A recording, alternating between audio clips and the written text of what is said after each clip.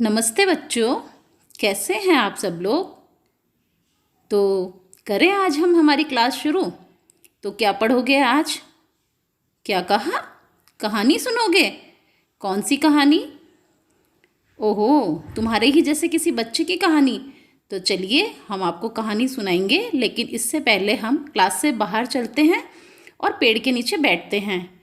तो ठीक है बच्चों, अब बताओ मुझे कौन सी कहानी सुननी है। पहले आप सभी लोग एक जगह बैठ जाइए, ठीक है। अब हम आपको सुनाते हैं श्रवण कुमार की कहानी। तो एक बालक था, उसका नाम था श्रवण कुमार। लेकिन कहानी सुनने से पहले आप ये चित्र देखिए। इस चित्र में आपको एक आकृति दिखाई दे रही है, जिसने कि एक कांवड़ जैसी कोई चीज़ उठा रखी है और उसके ऊपर राखी भी चढ़ रही है। तो जब भी राखी आती है तो हमारी माताएं और बहनें सबसे पहले इन्हीं की पूजा करती हैं और इनको राखी बांधती हैं। अब सबसे पहले राखी इनको क्यों बांधी जाती है, इसकी कहानी कौन सी है, ये हम आपको आज विस्तार से बताते हैं। तो करें शुरू? चलिए ठीक है, इस चित्र को देखो और अब इस चित्र को भी देखो।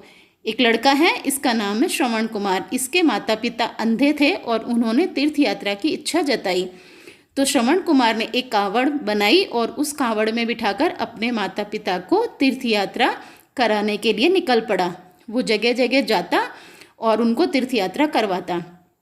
एक बार हुआ यूं कि उनका पानी ख़त्म हो गया। तो श्रवण कुमार के माता पिता ने कहा कि बेटे, हमें बहुत प्यास लगी है, तुम कहीं से जाकर हमारे लिए पानी ले आओ। तो उसने कहा, पिताजी माताजी, मैं आप लोगों को छोड़कर कैसे जा सकता हूँ। उन्होंने कहा, हम यहाँ पेड़ के नीचे बैठे हैं, तुम कहीं से भी जाकर हमारे लिए पानी लाओ ताकि हम अपनी प्यास बुझा सकें। तो श्रवण कुमार ने कहा, ठीक है मैं जाता हूँ, आप अपना ध्यान रखिएगा। श्रवण कुमार थोड़ी सी दूर चला तो उसे एक नदी दिखाई दी। अब नदी को देखते ही उसने लोटा लिया और लोटे को डुबोया और उसमें से डुब डुब की आवाज़ आई। जैसे ही डुब डुब की आवाज़ आई तो उधर से अयोध्या के राजा दशरथ, जो कि राम जी के पिता थे, उन्होंने देखा कि कोई हाथी है जो वहाँ पानी पी रहा है। तो उनके पास एक शब्द भेदी बाण था। उसकी विशेषता ये थी कि वो आवाज़ सुनकर अपने गंतव्य पे पहुँच जाता था, मतलब वहीं जाता था जहाँ से वो आवाज़ आ रही थी। तो उन्होंने वो शब्द भेदी बाण बिना देखे चला दिया और जैसे ही उन्होंने चलाया तो आहा की आवाज़ आई। पास जाकर देखा तो एक बालक घायल हुआ पड़ा था। तो उन्होंने पूछा, बेटा आप कौन हो और कहाँ से आए हो। तो उन्होंने कहा, मेरा नाम श्रवण कुमार है और मेरे माता पिता अंधे हैं, मैं उनके लिए पानी लेने आया था। अब मैं तो रहूँगा नहीं, तो आप उन्हें जाइए और पानी पिला दीजिए। तो राजा ने कहा, दशरथ जी ने, कि ठीक है मैं जाता हूँ। और वे स्वयं पानी लेकर उनके पास गए।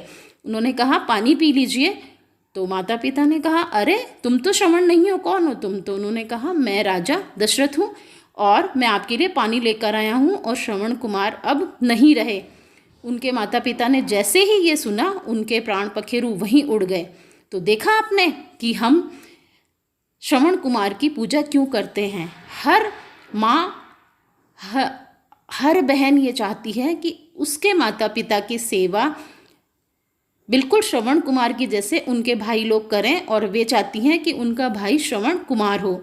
इसीलिए श्रवण कुमार की पूजा हम पहले करते हैं। तो श्रवण कुमार के जैसा हमें भी बनना चाहिए, हमें अपने माता पिता की सेवा करनी चाहिए। तो कैसी लगी कहानी? Thank you.